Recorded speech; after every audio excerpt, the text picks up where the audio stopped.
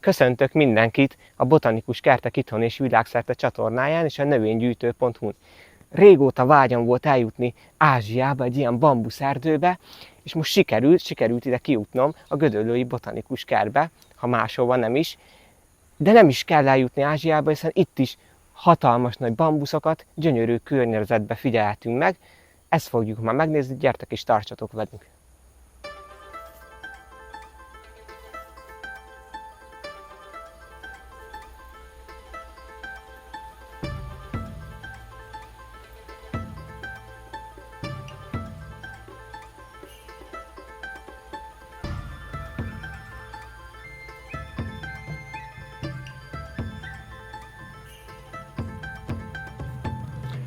Az a kérdés, hogy ez az erdő ez fából, vagy fűből áll. Igen, tehát a pázsitfüvek közé tartozik-e a bambusz, vagy valamilyen fás növény? Hát igen, tehát hiába ez egy pázsitfű, de elfásodó szárral rendelkezik, ezért lehet azt mondani, hogy bambusz erdőben vagyunk, és hogyha megnézitek, mindegyik törzs tulajdonképpen, vagy mindegyik szárrész egyforma vastag.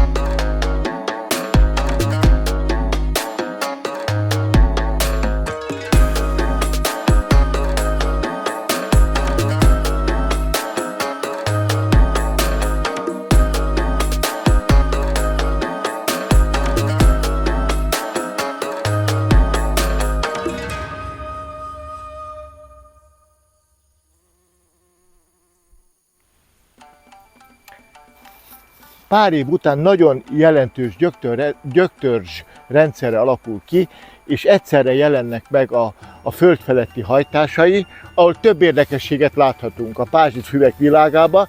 Nézd meg, az egyik az, hogy gyakorlatilag elágazik, tehát ezekről a nóduszokról elágazásokat láthatunk. A másik érdekesség, most itt letéptem egy ilyen kis rövid ágat, hogy a pázsitfüvek 7, illetve hát most 6 alcsaládján belül ők az elsőbe tartoznak, és például több olyan tulajdonság jellemző rá, ami a másik többi alcsaládra nem. Az egyik ilyen például, hogy a levélnek még megvan a levélnyele, tehát van levélnyél. Igaz, hogy itt már ugyanúgy találhatunk nyelvecskét, mint a többi pázsitfű esetében. A másik érdekesség az, hogy a virágtakaró száma az gyakorlatilag a tulipánéhoz hasonló lehet, tehát ugyanúgy lehet még 6 darab lepellevél, 6 darab porzó, és nagyon változatos termésekkel találkozhatunk. Egészen áltermések, sőt még bogyószerű áltermés is lehet, amit trópusi területen, mint egy alma nagyságú is fogyasztanak. Amúgy pedig azért ezt el kell mondani, bár lehet, hogy ezt majd külön úgy is fogjátok ecsetelni, hogy a bambuszok nagyon szépek, nagyon izgalmasak, de nagyon erőteljes gyöktörzs rendszerrel rendelkeznek, és érdemes arra előre koncentrálni és vigyázni, hogy kordába tartsuk őket, nehogy átszaladjon a szomszédhoz, átmenjen a gyöktörzs, mert aztán utána kiírthatatlan lesz. Innen kintről is látszik, hogy azért nem olyan kicsi ez a bambuszliget itt a Botanikus Kertben. Elég szép, hosszanti kiterjedésű. A száruk több színű is lehet. Sokszor ugye a zölddel találkozunk, a zöld színnel, de itt például nagyon szép fekete szárú bambuszokat figyelhetünk meg, a botanikus kert gyűjteményében.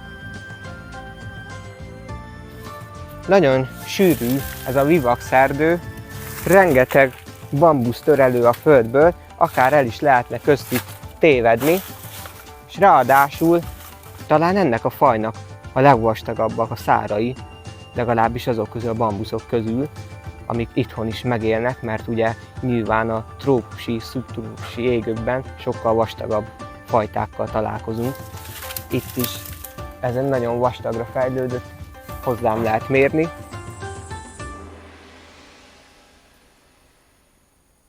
Nem csak sima zöld szárú, hanem most sötétebb zöld szárú, világosabb zöld csíkokkal rendelkező bambusz láthatunk. Nagyon érdekes ezzel a mintázattal.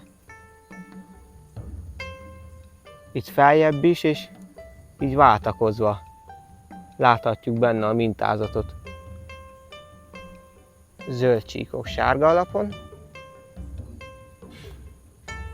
Egy újabb mintázat, egy újabb bambusz.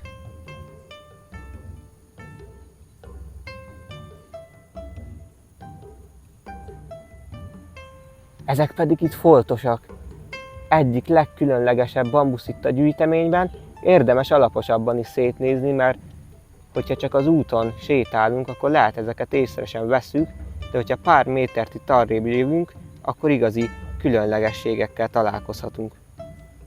Elérkeztünk a kedvenceimhez, itt ezek a nagy vivakszok, ezek a csíkozott vivakszok, valami fantasztikusak, én nagyon szeretem őket, egyrészt azért, mert tényleg itt igazán szép nagy méreteket öltenek, másrészt ez a mintázat, ez valami fantasztikus.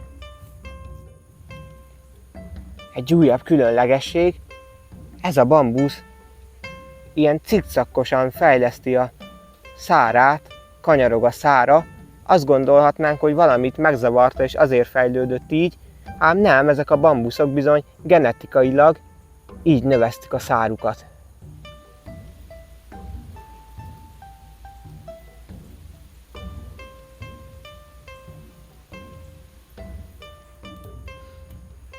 Nagyon jó itt bent a bambuszok közepén, nagyon jó lehet itt relaxálni, nagyon kellemes, még az időjárás is, ugyanis kellemes mikroklíma övezi itt a bambuszokat, mivel 4-5 fokkal is akár hűvösebb lehet itt bent, ugye az árnyékolás és a párologtatás miatt, és nem csak nyáron, hanem télen is érdemes ide bejönni, télen is nagyon különleges és teljesen más hangulata van a bambuszerdőnek, majd erről is mutatunk mindjárt egy kis bevágást.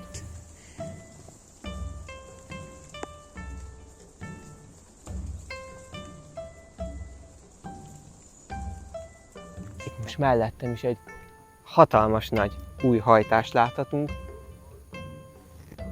Már tőlem is magasabb, és alig nemrég fejlődhetett ki.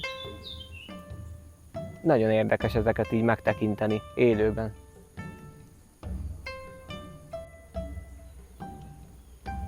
Virágzó bambuszt is megfigyelhetünk.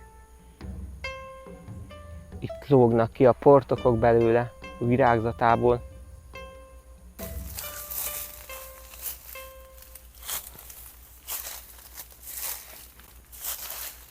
Köszönöm, hogy velünk tartottatok erre a kis gyűjtemény látogatásra. Én mindenkit biztatok, hogy jöjjön ki, élőben is nézze meg a Mate-Gödöllői Botanikus Kertnek a bambuszligetét, akár több évszakban is. Úgyhogy még egyszer köszönöm, hogy velünk tartottatok. Sziasztok!